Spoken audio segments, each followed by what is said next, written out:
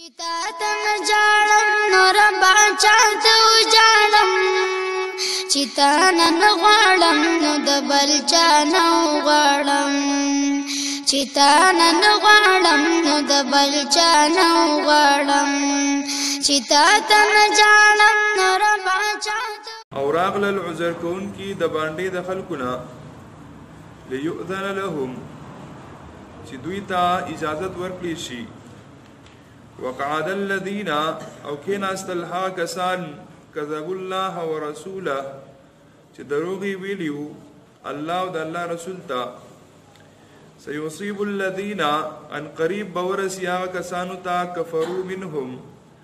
چې د دوی نه انکار کړو د دې منافقین عذاب علیم عذاب دردناک ليس على الضعفاء نشتا گناہ فضعیفانو باندی ولا على المرضى نپا مریضانو باندی ولا على الذين او نپا کسانو باندی گناہ شتا لا یجدون چې دو نمومی دمرهم ما ينفقون چې دوی خرج کړي حرج سګنا اذا نصحوا لله کله چې دوی اخلاص لري د الله ورسوله او د الله د رسول سره ما على المحسنين من سبيل نشتا پنیکانو خلق باندی سا الزام سا اعتراض والله غفور رحیم اللہ بکن کے مہربان ذات لے ولا على الذين او نه الزام شتے پہا کسانو باندی اذا ما اتوکا ہر کلا جدا کسان اے نبی استغفال رالا لتحملهم دپارا دی چتائی سوارکی قلتا اے نبی تاوتو ہوئے لا اجدو ما احملکم علیہ زنمو مما سورلی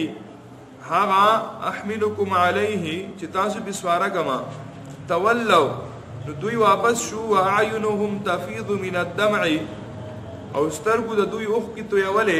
حزنا دا غم دا وجنا اللہ یجدو ما ينفقون چی نمومی ہاغا سا چی خرچی کری دوی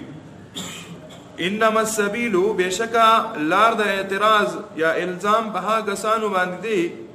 علی الذین پہا کسانو باندی یستاذنونکا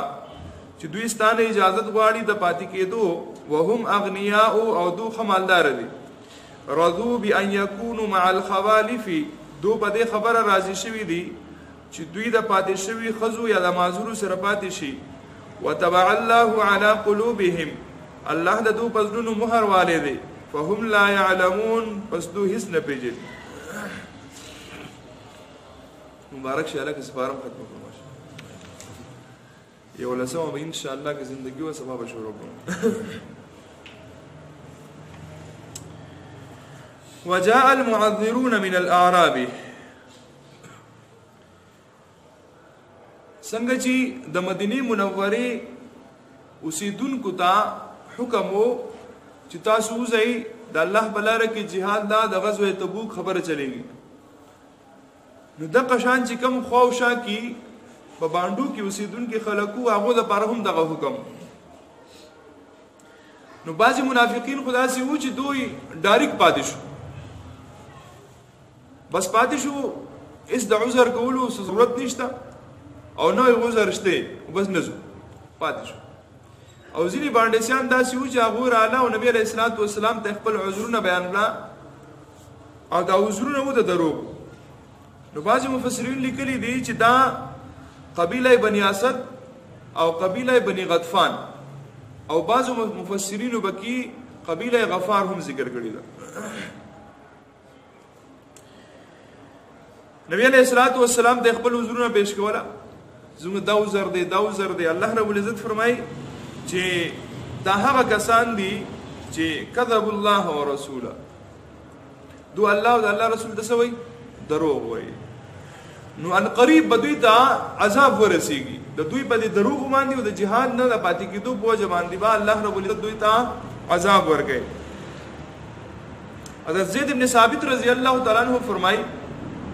دا زید ابن ثابت رضی الله تعالی عنہ د نبی علیہ الصلوۃ والسلام کاتب وحی دی کله چې نبی علیہ الصلوۃ والسلام باندې وحی راتلا نو زید ابن ثابت رضی الله تعالی عنہ بلیکلا نو زید ابن ثابت رضی الله تعالی عنہ فرمای چې ما دا سوره برات لیکو او نبی علیہ الصلوۃ والسلام خاموش او قلم زما په غوږ کې یعنی هغه پورا کم کیفیت چې دی هغه مجلس ذکر کوي نو انتظار کوو نبی علیہ الصلوۃ والسلام او ما چې څه وحی را نازلېږي چې هغه ولي کوم ده نو په دې دوران کې یو صحابي راغی چې دې بسترګو باندې ړوند دی نابینا دی او ضحاک رحمت الله علیه فرمایي چې دا عبد الله ابن ام مکتوم رضی الله تعالی عنہ یا دروازه بند نه کړه دا شور ډیر زیات دی او زما زکام دی کې دې چې زما په आवाज کې مسلې نو زید ابن ثابت رضی الله تعالی عنہ فرمایي چې عبد الله ابن ام مکتوم رضی الله تعالی عنہ راغی او بستر ګړون دی आवाज یې ولګو یا رسول الله صلی الله تعالی علیه وسلم زما د بارے څه حکم دی زما متعلق چې تاسو څه حکم فرمایي عجیب صحابه دي کنه بستر ګړون دی وې دا الله رسول حکم فرمایي زه څه وکم که زما د بارے حکم میدان جهاد ته تیار یم زم دسر که زما د بارے تاسو څه ارشاد فرمایي زه غي تیار یم نبی علیہ الصلوۃ والسلام لا خاموش هو چې الله رب العزت آیاتونه راولېګل دا ليس على الضعفاء ولا على المرضى چې په ضعفاء او کمزورو باندې یعنی کمزوري نابینا دي پستر ګو باندې نظر کار نه کوي یا د تبل سم مسله دا ولا على المرضى دي بیمار دي تکلیف دی وتا په دو باندې سګونه نشته کډول نشي او نه به هغه کسانو باندې لا یجدون ما ينفقون چې دوی څه خرج کړي دون وسره نشته چې دې په هغه باندې سزا نه واخلي او د دې سفر دا بندوبس وکړي نو په دوه باندې څه ګناه نشته خو شرط پکې دا دی ځان نصحو لله ورسوله چې په لږی ور اخلاص مني چې په لږی اخلاص مني په لږی دنه اخلاص ته جزاء ما سره سشتي نه کوي نو ما به خرج کړي او نه به هغه کسانو باندې څه ګناه شته چې هغه نیکان دي لیکن د عذر د وجنا پاتې شوی دي او الله رب العزت د آیت را نازل کو ولا علی الذین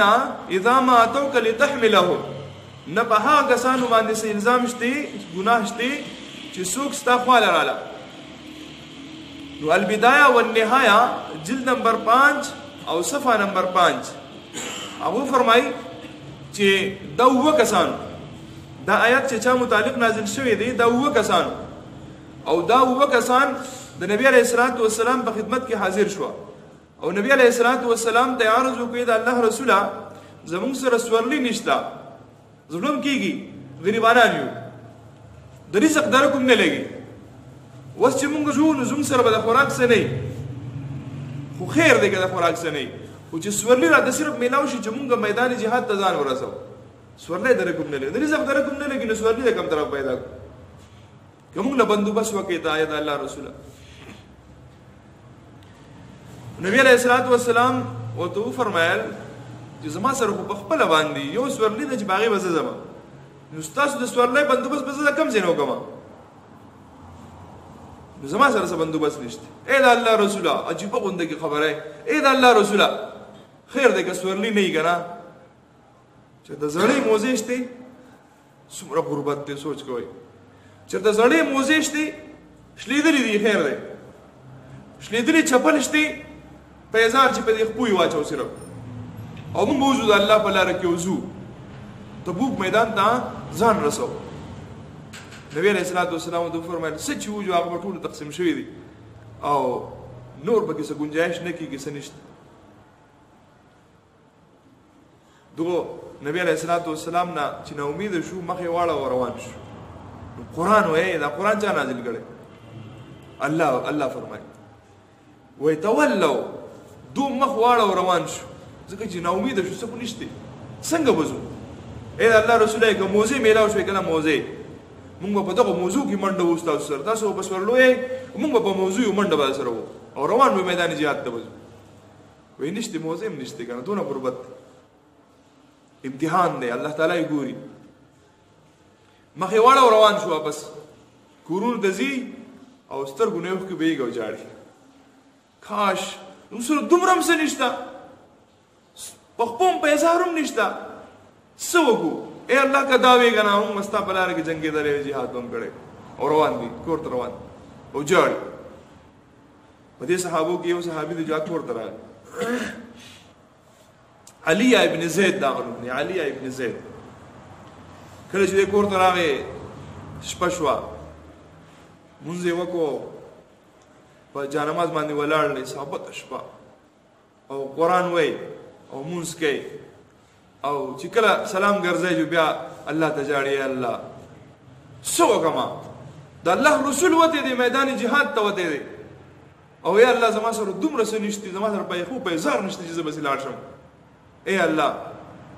څه وکم؟ نو پړو کې مې ډېر ارمانونه دي، یا الله کته مال پیسې راکړې، مال دولت دې راکړې، ما په دې ټولو خلکو صدقه کړې. اے الله او لګیا دی الله خپل بریات، اے الله زما سره هیڅ نشته، اے الله تا ته ولاړ یم، اے الله ته مال د شپې شپې مال لاګي، دومره مال لاګي چې زه سحر په دې ټولو مجاهدینو په دې غریبانو باندې تقسیم کوم. نو انما الاعمال بالنیات، دا عملونو دارومدار دا په نیت سره دی. الله ستا نیت ته ګوري، ته ډېرې خرچ کې لګیای، لیکن نیت دې څه دی؟ د ریاکارۍ دی چې یاره خلک راته ووایي چې هلکه بایي دا سړی ډېر ښه دی او ډېر سخي دی. نن سبا خو دومره ریاکاري ده چې بایي سړی زکات ورکوي، خیرات ورکوي، نو اول ورېږه چې سیلفي وباسي، تصویر راله وباسي، نو د هغې نه بعد به بیا خرچ وکړم. په دې فیسبوک باندې یو ویډیو جوړه کړې ده، هغه سړی ګاډي ته خېږي، نو سوالګرې پسې راشي، هغه سوالګرې ورته وایي وایي راکړه د الله په نوم باندې، یو 1000 بلوټ راوباسي، هغه سوالګر د دې څه ونیسي، او ملګري ته وایي پکچر وباسي سیلفي وال،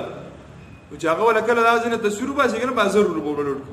چې هغه 1000 روپۍ ته واپس والي د هغه سړي نه، او 10 روپۍ ولګوي دا والا زه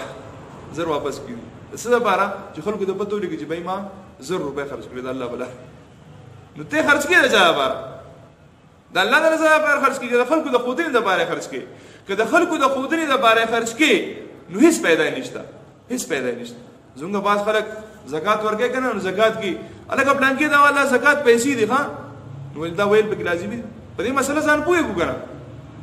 د زکات په مال کې دا خبره کول چې دا زکات پیسې دي دا والا، د دې خبرې هغه ته یاد دهاني کول د دې هیڅ ضرورت نشته. او عموما ډېر پاک دامنه خلک، سفید پوشه خلک چې په هغو باندې غربت او حالات راغلي، د قرضو بوجونو چې کوم دی هغه ښکته کړي، لیکن د حیا د وجې نه چې یاره دا سړی به اوس ما ته وایي چې دا زکات دی دا والا، زما خو چانس دی کېدای شي الله تعالی ماله سبا مال راکړي، زه مالداره شم، نو دا سړی به ما ته بیا هغه مال هغه زکات به ما ته زودی، هغه به ما باندې اثباتي داسې ده که نه؟ نو هغه څه یاره دا والا زکات مال دی، هغه ته یاره زه زکات مال نه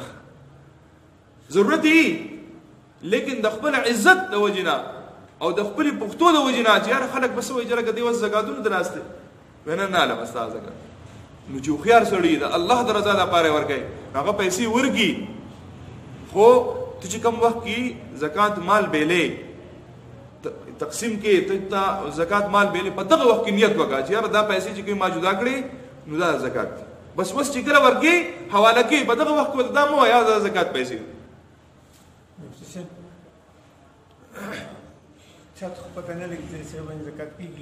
اول د دې خبرې تحقیق کول پکار دی چې یاره زه چا له پیسې ورکوم په ده باندې زکات کېږي که نه. حاجي صاحب ډېر ښکلی سوال وکړو، د دې خبرې تپوس وکړو، یو دی فقیر یو دی مسکین، په دې خبره ځان پوهېږو، یو دی فقیر یو دی مسکین. مسکین هغه سړی دی چې د سحر یې وخوړه ماښام دی درک نه لګي، په ده زکات کېږي، زکات ورکوي. یو دی فقیر، فقیر هغه سړی دی چې دی په خپله باندې زکات نه ورکوي، دی په خپله باندې زکات نه ورکوي،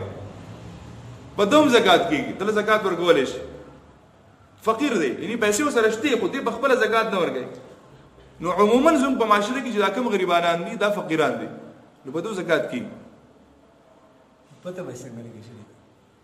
سړی معلوماتو کې که نه د ټولو نه ښایسته او بهترینه خبره ده. مثلا هر سړی په خپله علاقه کې دله پکار دی چې دې زکات ورکړي. مثلا زموږ دا محله ده، زموږ دا علاقه ده، د دې علاقې د کریانې دکانونو ته لاړ شو او وکړئ دا چل د الله د رضا لپاره وکړئ. د کریانې دکان ته لاړ شو او د دغه دکاندار ته موږ ووایو چې دکاندار صاحب ته د خپله کاته ما ته لږ ګولا وکړه، په دې کې ته ما ته وښیه چې په کومو کومو کسانو ستا پیسې دي، نو تا ته به د کاتې نه پته ولګي. یو سړی لګیا دی وروره کله کچپ وړي، کله بالایي وړي، کله دې چې کوم دی ایزي لوډي کوي، ایزي پیسې کوي، نو ته پوه شي چې بھائی دا سړی څه دی؟ مالدار دی، مستی نه لګیا دی. یو سړی غوړي وړي، چینی وړي، وړه وړي یو سړی تورچی وړي د کور د ضرورت سامان نه وړي دي پیسونه مو دې شو پیسې نه درکړي یاره بای دغه خو کم از کم چې بای یاره 2-3 میاشتې وشي سای نه درکړي وی معلوماتو کې چې ولې څه وجه ده مطلق تکلیف کو کنه د الله رضا با چونګې زکات مونږ په ځای باندې خرج کوو چې الله را ناراضه شي نو دا تحقیق وکړو الکه بای دول نه دی کړی یاره بای دیاړي وته نه ملو شي یاره بای قرضونه به دومره سیوا دي چې دې کومه تنخواه اخلي یا ساخلي هغه په قرضونو کې زی نو په دمه باندې بوج دی دا سړی ډېر نیک دی دیندار دی ګڼکپ نه دی